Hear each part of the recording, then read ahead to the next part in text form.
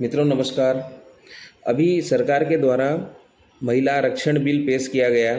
चूँकि सरकार के पास पर्याप्त संख्या बल नहीं था बिल को पास कराने के लिए, उसके लिए उन्हें सभी विपक्षी दलों के सहयोग की आवश्यकता थी और इस दौरान वोटिंग हुई।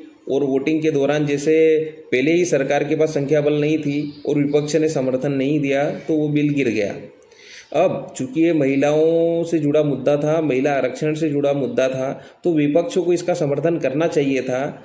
लेकिन जो मुख्य विपक्षी दल है जैसे कांग्रेस, समाजवादी पार्टी, टीएमसी, डीएमके, इन लोगों ने इनके जो राजनीतिक मतभेद है इसके लिए महिला आरक्षण बिल का सपोर्ट नहीं किया और बिल गिर गया।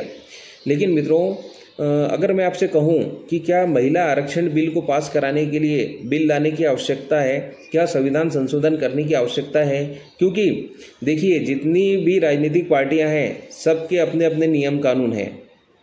तो अगर भारतीय जनता पार्टी कहे कि हम 500 सीटों पर चुनाव लड़ेंगे और उसमें से हम 250 सीटें महिलाओं को देंगे, तो इन्हें कौन रोक रहा है?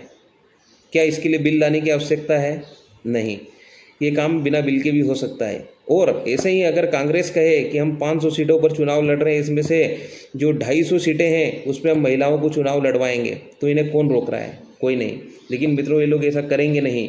और आप देखिए कि जो महिला आरक्षण बिल है ना, ये कोई भी दल पास कराना नहीं चाहता था, किसी की मंशा नहीं थी, न बीजेपी की थी न दूसरे दलों की थी। लेकिन ये लोग बिल के माध्यम से ये बताना चाहते थे कि हम लोग महिलाओं के कितने बड़े हितैषी हैं। तो बिल पास कराना किसी की मंशा नहीं थी, किसी का उद्देश्य नहीं था। सिर्फ मंशा यही थी कि हम महिलाओं के कितने बड़े हितैषी हैं। अगर आप महिलाओं के इतने बड़े हितैषी हैं तो आपकी पार्टियों के अपने अपने नियम कानून हैं, आप उनमें सुधार कर लीजिए। और सभी दल, और अगर नहीं भी सभी दल करे, तो मैं तो बोलता हूँ कि जैसे ये बिल गिर गया तो भारतीय जनता पार्टी और उसके सहयोगी दलों के पास तो मौका है ना कि कांग्रेस या दूसरे दलों ने बिल पास नहीं होने दिया, तो हम क्या करेंगे कि हमारा जो दल है या हमारे जो सहयोगी दल है, हम जितनी सीटों पर चुनाव लड़ेंगे उसमें से 50% सीटों पर महिलाओं को आरक्षण देंगे, महिलाओं को टिकट देंगे। तो मित्रों, बीजेपी के पास तो ये बहुत बड़ा मौका है, ये ऐसा कर सकते हैं, लेकिन करेंगे नहीं। क्योंकि इनको महिलाओं के नाम पर सिर्फ रोटियां सेकनी है, सिर्फ राजनीति करनी है और सिर्फ दिखाना है कि हम महिलाओं के कितने बड़े हितैषी है। अगर इनको सच में महिला आरक्षण देना है, महिलाओं की ये इतने बड़े हितैषी है, तो ये अपने अपने पार्टी के नियम कानूनों में सुधार करें। और सभी दल महिलाओं को ऐसे ही अगर 50% आरक्षण दे दे, तो इन्हें कौन रोक रहा है? इसके लिए न बिल लाने की आवश्यकता है, न ही संविधान संशोधन करने की आवश्यकता है। ये ऐसा हो सकता है।